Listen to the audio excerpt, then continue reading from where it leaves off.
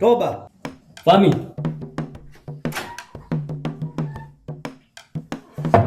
Fami.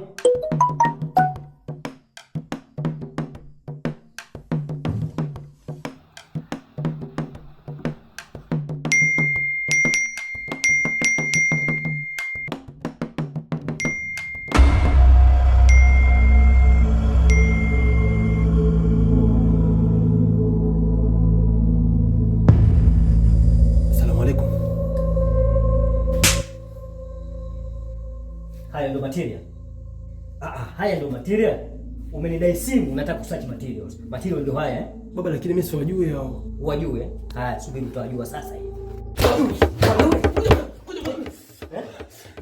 Nini? Unaumia? Toba. Poleni kwa kusubiri. Asante daktari. Huyu ni kijana wako? Ndio. Na mko tayari kupokea vipimo vyetu?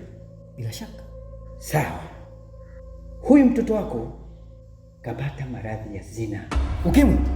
Hapana, sio ukimwi. Maradhi ya kujamiiana, yaani kapata gonoria. Hapana, huu si wakati wa kupigana. Dokta, wewe hujui ninavyohangaika mimi dokta. Mimi sili vizuri, sinywi vizuri, sivai vizuri kwa huyu. Nafanya kazi mbili kumsomesha huyu. Pesa zote zinaenda kwenye tuition fee.